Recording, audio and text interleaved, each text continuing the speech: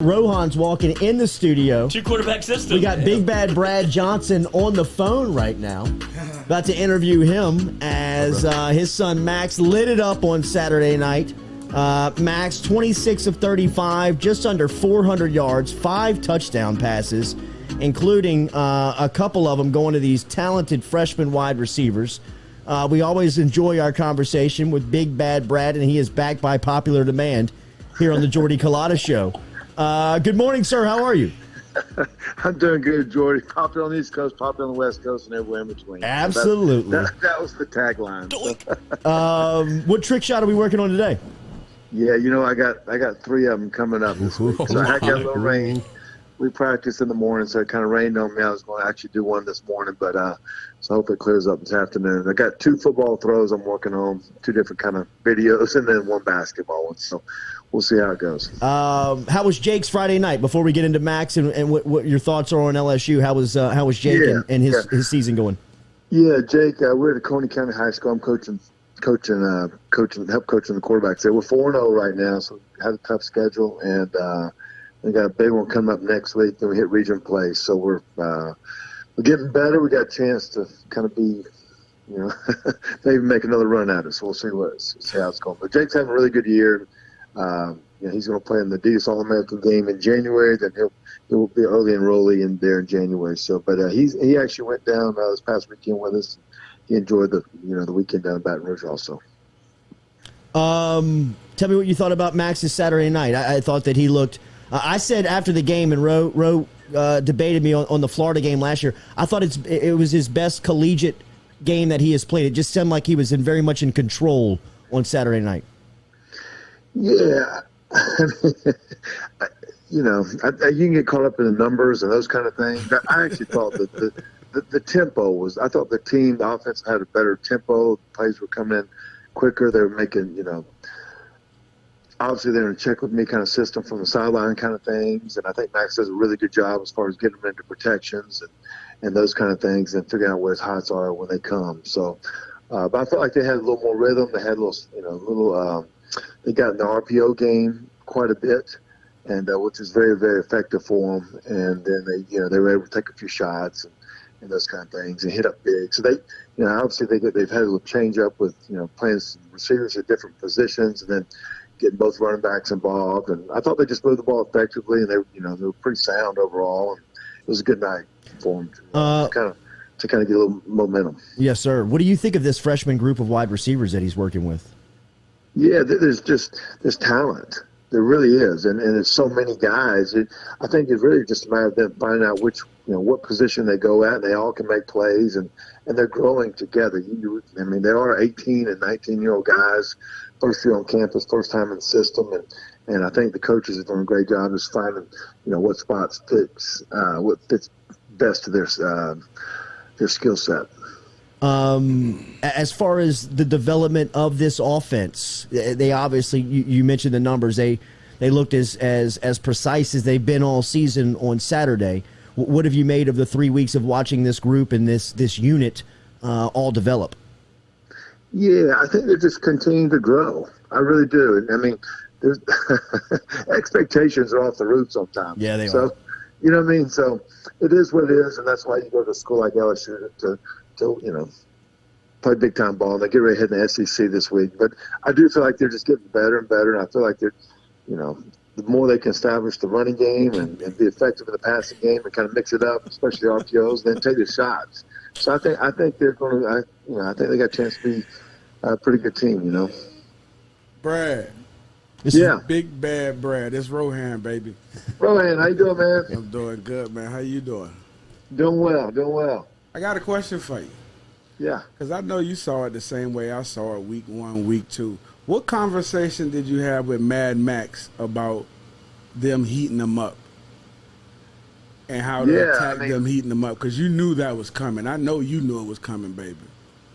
Yeah, there's all kinds of ways to do it. They're not a team that runs 8-man protections. Correct. They're not 7-man. They kind of try to go in 7-man protections. They're a team that gets 4 and 5 out at different times. Correct. So, you kind of when you kind of go there, you get into hots and break offs and the quick game and those kind of things. And so But I think just mixing it up, I feel like, the more that they can run the ball and be effective with it and then get the RPO game going with it, it's going to help. So I'll be honest I with think you. they've improved, I felt like week 1, I thought they gave Mad Max too much responsibility at the line of scrimmage. And then you pointed it out also earlier.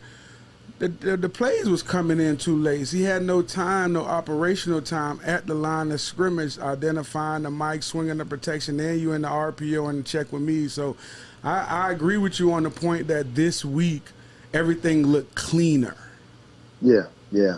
Just the tempo. I feel like they play fast pace. Yeah. Obviously, there's times where you do got to call the right play. Right. Those kind of things. But they felt like they kind of dictated the tempo and what they wanted to get done, and kind of worked the other night, so it's good. Do you see a direction? Because I see a direction now from week 1, week 2, and now coming in to where you have a semblance of where you think they're trying to build and where they're trying to build their identity with the offense?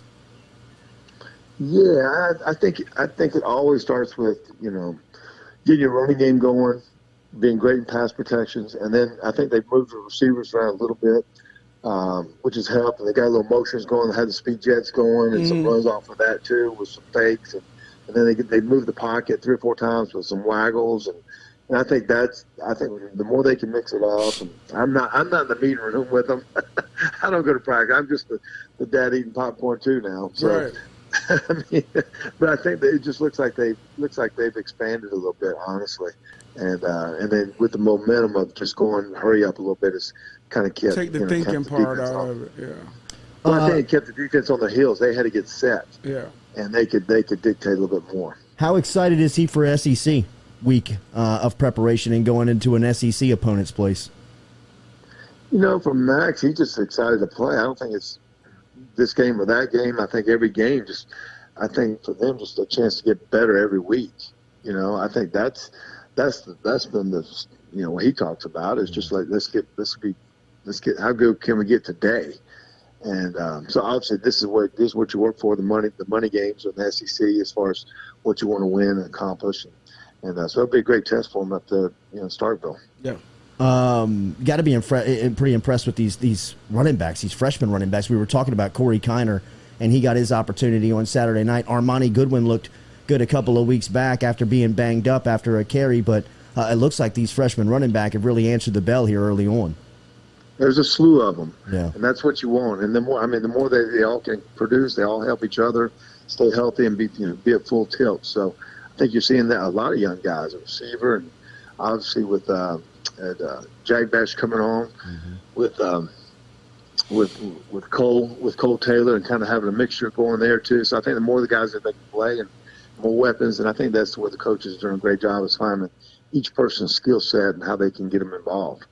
As a quarterback, it obviously always helps. It feels like Max knows that Kayshawn's obviously number one, not only on the program but on the team, is who to find the ball. But when you see a Deion Smith, how imperative is it to know that you have a number 2 guy? They tried to fit Trey Palmer in there, but it looked like Deion Smith took that thing over last week. And how much does that help you as a quarterback? Options. Yeah, it's more options. Yeah, more options, more players, and I think. Max will tell you first now. The ball, the coverage dictates where the ball goes. Exactly. It's and obviously, Kayshawn, he's a tremendous player. But I've said a long time ago on your show, even when he had the 15 catches against Ole Miss, Max didn't know he had 15 catches. Yeah. He said that was where the coverage said go, and he was the one. So, and obviously he's big time playmaker. There's no doubt about that. But with Deion Smith there, he made 2 or 3 exceptional catches, and obviously the first touchdown pass, he grabbed it out of the guy's hand in the corner of the end zone and made a fabulous catch on the fade stop on their sidelines. Yeah. They had to do a replay on it, but that was, if you go slow mo on that one, that was a tremendous catch. Yeah.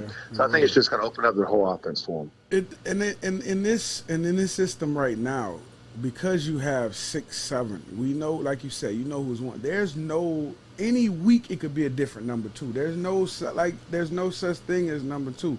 And I agree with Big Bad Brad. The coverage dictates, and it's who's open. Yeah. You know what I mean? It's just like he pointed out. You never know if you're just playing and you're in the game and you're going on the game. You're not thinking, okay, I got to get the ball here. I have to get the ball here. He's exactly right. You're going with and that's what you want from a young quarterback. You don't want him saying, let me focus on getting this guy the ball. Just like we pointed out last year. You had Marshall and Chase and Boutte. Now you have Boutte and all these other guys, and he's now the Marshall and Chase, and everybody else is now the Boutte. So it's I don't think any week you could get a D. Smith or whoever that comes in. And I mean, it's just where the coverage goes. I agree. Yeah. Big Bad Brad Johnson joining us here on the Jordy Culotta Show. I know that you're traveling a lot on Sundays, driving back and forth from Georgia to Baton Rouge. Are you able to watch NFL? Are you able to watch any of these? I mean, the early NFL season has been fantastic football.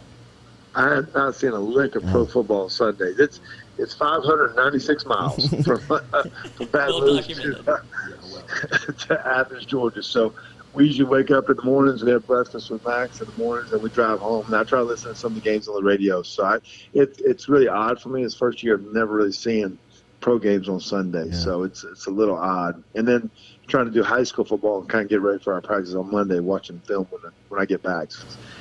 Weekends are not a lot of sleep. a blur, I bet. Is Jake making those trips with you?